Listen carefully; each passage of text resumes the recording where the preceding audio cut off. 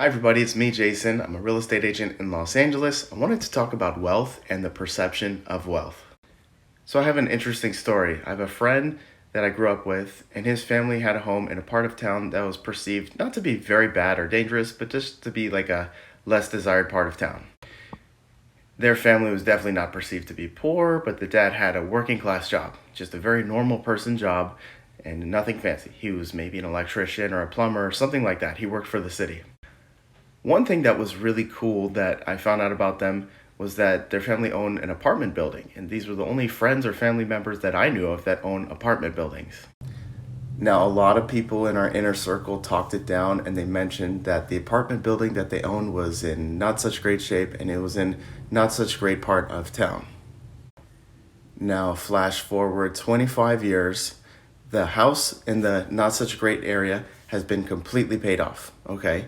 And so these people received enough income and enough comfort from their rental properties to pay for college for their kids, and they bought both of their kids homes in the not such great area that they raised them in that are over $1 million. Now, a lot of people that are making really good salaries are having a hard time even coming up with a down payment, and they're getting priced out of this area. So the gentrification rose the value of the area that they lived in. They comfortably retired because of the rental income that they received from the apartments and also a modest living.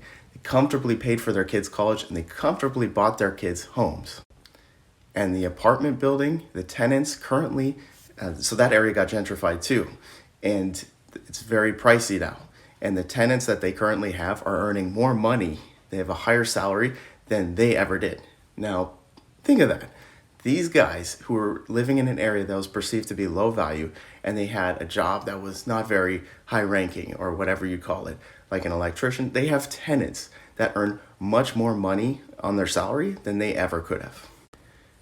Now contrast that with somebody who bought a home in Malibu, and they appeared to be rich, and they had this big, beautiful home on the beach. The Malibu person bought the home when they were maybe 25 or 35, and they appeared to be very rich. But flash forward about 30, 35 years later, when they're 60, 65, 72, they're having difficulty making those payments, and they bit off more than they could chew, and the home is falling apart because of deferred maintenance over more than 20 years. I know this story because I help people like this. There's a list of people who are going through financial tough times, and they start to reach out to us and they say, you know what, I have no other source of money. I can't keep affording these payments. I kept borrowing against the home to keep it going, and I need to sell the home. And what ends up happening is a lot of these people need to sell the home. And they don't get the best price for it because the home has had deferred maintenance. It's like hasn't been taken care of for a long time.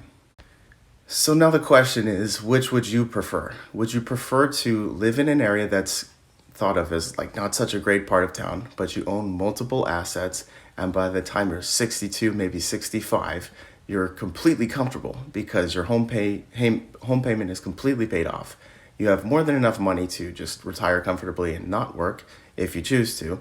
Your kids have their college paid for, and they have houses that they're able to get with a very high down payment, and they're living in an area very comfortably. That's very hard for people who are making upwards of $200,000 or $300,000 to just make the minimum payments.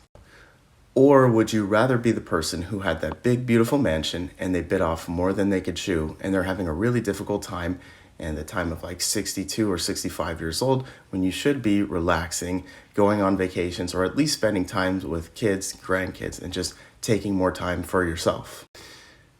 But keep in mind, the Malibu mansion person had that perception of wealth, and they appeared to be more wealthy when they first bought their home. I know which I would choose, and I'm curious to see which would you guys choose. This is a concept that when you buy an asset, it's going to grow in value, and it can make you wealthy even if you were born without privilege or without wealth or without your parents or family members or somebody giving you a leg up. And this story is just small proof that you can make it yourself.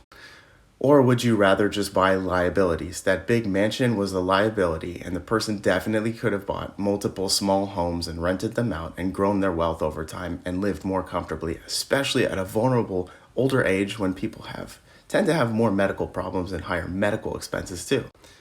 Just food for thought. Which would you guys choose? Have an excellent week.